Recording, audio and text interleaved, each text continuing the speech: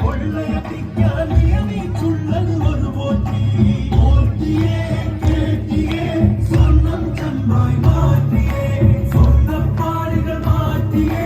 ശാസ്താവിൽ ധനമൂർത്തിയെ